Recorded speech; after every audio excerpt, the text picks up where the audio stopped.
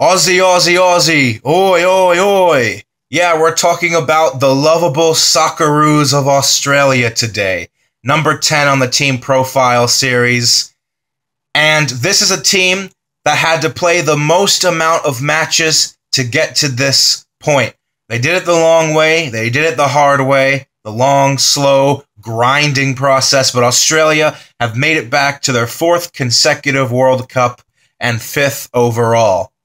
Their journey took them from as far north as Kyrgyzstan to all the way back home in the Sydney Stadium, and as far west as Honduras, all the way to Bangladesh. So this team had to do quite a bit of extensive traveling, but here they are. And for Russia 2018, Australia's goal is simply to improve upon their performance from Brazil 2014, where they were paired in a monstrous group along with Spain, the Netherlands, and Chile. This time around, it's been a little fairer to them, but they are very much underdogs when they have to go up against the likes of France, Denmark, and Peru. Australia finished in third place in their qualifying group, behind on inferior goal difference to Saudi Arabia, which put Australia through to the playoffs, where they went all the way to Honduras to grab a spot in Russia 2018. The 31st spot overall. They qualified on one of the very last match days in the world. Very much so, Australia, even though they are the current Asian champions, they did sell themselves short in the qualification phase. They should have finished above at least Saudi Arabia in the group. Results against the Saudis include a 3-2 high-scoring victory at home.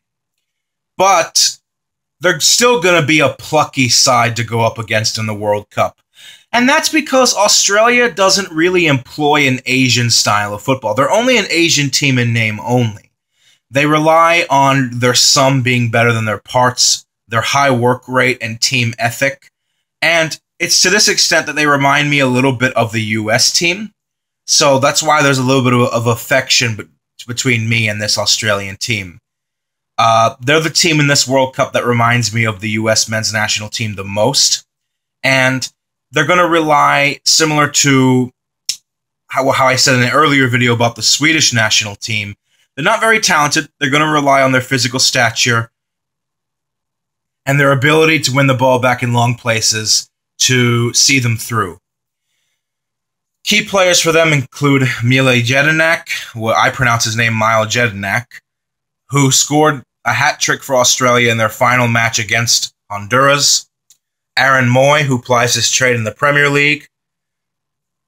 Tommy Juric, and 38-year-old Tim Cahill, who will be premiering in his fourth World Cup. He will provide that leadership and that experience for Australia going forward. Unfortunately for Australia, this is an aging squad. They don't really have many young and up-and-coming players. And I think it's going to hurt them in the long run, because this is not the same team of a Bresciano, of a Viduka, of a Cahill, of a Lucas Neal, of a Mark Schwarzer, that 2006 Australian team, which is probably the best one they've had in their history. No, they do have a couple of young guns like Massimo Luongo, who scored the winner in the 2015 Asian Cup final. But for the most part, Australia is going to be relying on the veteranship of their old guard if they're going to have any chance to come through their group. Now, going back to their group for a moment, France, Denmark, and Peru. The first match, thankfully for Australia, is the hardest one. They will get it out of the way against the French. If they can avoid a blowout, I say they're in with a fighting chance, because 4 points against Peru, Denmark, while highly unlikely, is something that is more attainable than what their expectations, what their chances would have been back at the 2014 World Cup. A positive for Australia is that they do have exposure in Russia. They played in the 2017 FIFA Confederations Cup, where they put in quite a respectable performance, drawing their last two games against African champions Cameroon and Copa America champions Chile. They came one goal away from sneaking into the knockout rounds. They pushed a young German team that eventually went on to win the tournament to a 3-2 narrow loss. And for what it's worth, they went to the Confederations Cup in 2005, and that experience proved to be simply priceless for the Socceroos, as later on, the subsequent year, they went to the round of 16 for the first time ever.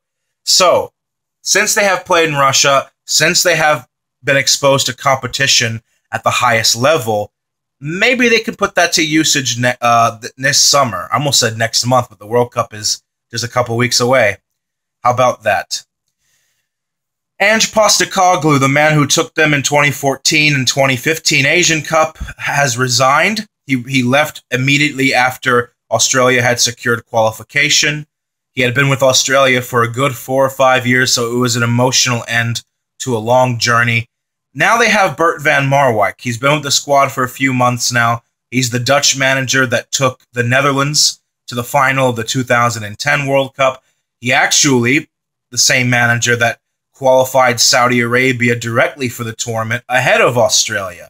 So maybe this will help them a little bit. They have a manager now that is familiar with their team, knows their strengths and weaknesses because he had to go up against this same Socceroos team while he was under the helm of the Green Falcons. The problem is, there's a question over whether or not Bert van Marwijk has really uprooted Ange Postecoglou's system entirely, because while Ange Postecoglou had a plethora of mixed results under Australia, they still had a system intact. And when you go through a managerial change, somebody that's been with you for several years, and a new one, only has a few months to prep you for a World Cup, it can take Australia out of their comfort zone. And it doesn't help that Norwegian manager Aj Haride, who is the coach of the Danish national team, has pretty much come out saying he knows this Australia team, he knows how to approach them, because their style is the same every match. It's lockdown and long balls up to Jedinak, Cahill, and Juric. If a coach of an opposing team in an impending tournament says that they know how to figure you out, that's not good. Because this means that Australia may just be showing all of their cards too soon. They will be predictable when they get to the World Cup. However, they don't really have very much to lose, and I think a large part of their campaign will be to fight for dignity and to better their abysmal performance 4 years earlier, and I think they will. I do not have Australia coming out of the group, but I suspect they will do better than in Brazil 2014, and I don't think they're going to finish with 0 points. This is not a prediction video, as this is not a prediction series, but I will say the Socceroos will make a better accounting of themselves this time around.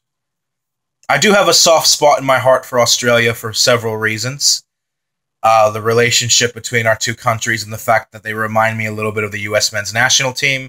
They're not a team of very many stars, but you can't help but not root for them because they have some of the best entertaining fans around. So good luck to the Socceroos.